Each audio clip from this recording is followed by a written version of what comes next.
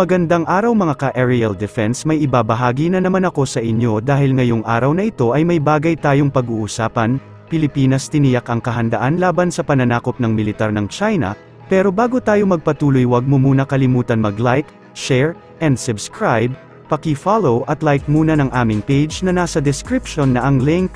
Hindi na bago para kay Pangulong Ferdinand Marcos Jr., ang naging pahayag ni Chinese President Xi Jinping, na pinaghahanda nito ang kanilang militar para sa anumang military conflict sa karagatan partikular sa West Philippine Sea.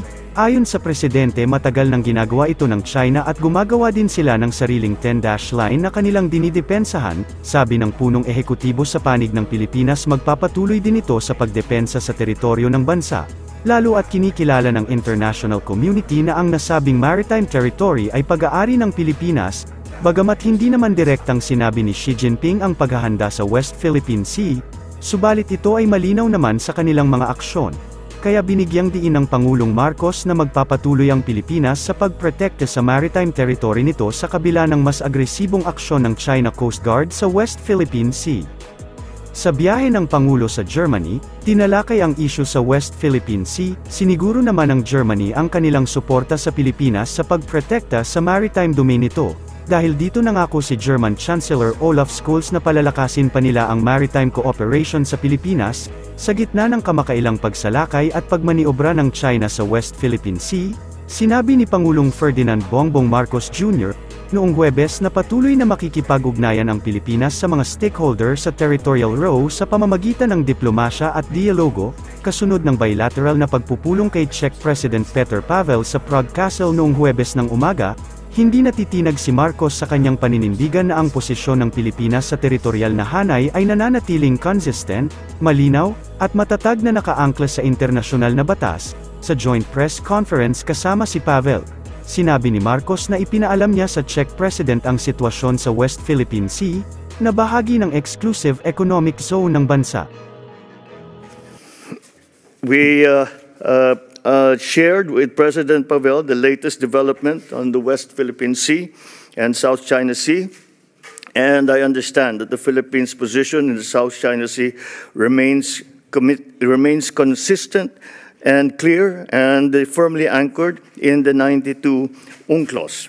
While it is unfortunate that there are still persistent incidents of aggression and harassment in the South China Sea, we continue to engage all our neighbors and stakeholders through diplomacy and dialogue.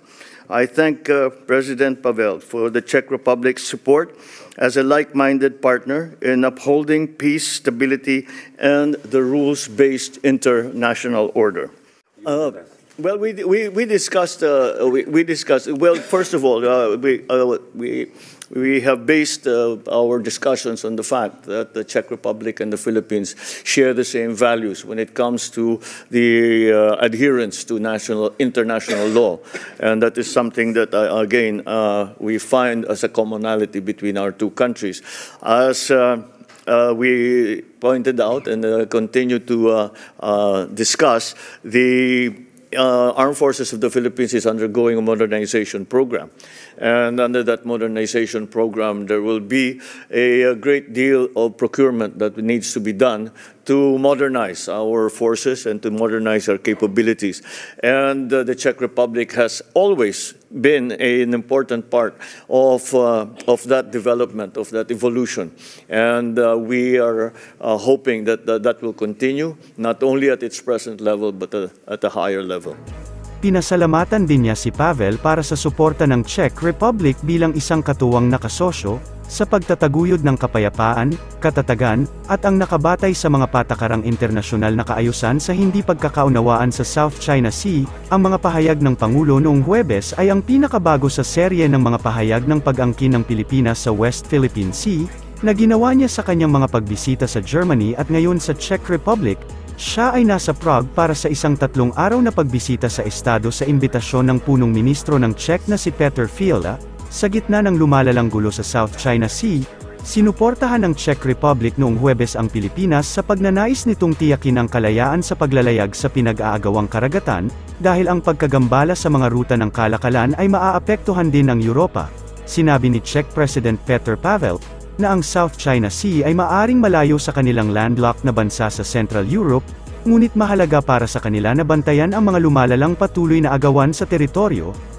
Add that the Czech Republic has had a long-lasting tradition when it comes to defense industry. We have a lot to offer in this era, both when it comes to aviation, aircraft, and land equipment. And it will be the topic of future discussions, specifically what will be provided. But we also see possible cooperation in cyber security and in the use and development of high-tech or modern technologies. I believe that both the countries have a lot to offer, and there is lots of space or room for cooperation. As to South China Sea, we fully support the Philippines when it comes to their entitlement to free movement of goods and also marine transport, because that's a principle that not only we all respect, but which also secures global and regional stability. And to us, South China Sea may seem to be far, far away, but if you take into account the percentage or share of world or global trade passes through this area, any disruption of these routes would have an adverse impact on Europe, not only in the form of shortage of goods, but also soaring prices, which is why we have to pay attention to this topic. Naupo sina Pavel at Marcos para sa bilateral na pag-uusap noong Huwebes ng umaga sa Prague Castle sa ikalawang araw ng state visit ni Marcos dito. Marami ng bansa ang handang sumuporta sa Pilipinas laban sa pang-aagaw ng teritoryo ng China sa West Philippine Sea, kaya ganito na lamang kung gumawa ang China ng mga fake news laban sa Pilipinas. On our political and economic relations, Germany has also been a strong supporter of the Philippines in our quest to keep the waters in the South China Sea open, secure, and peaceful. We both adhere to the rules-based order and seek the cooperation of all nations to abide by the principles of the United Nations Convention on the Law of the Sea, tinatawag na UNCLOS.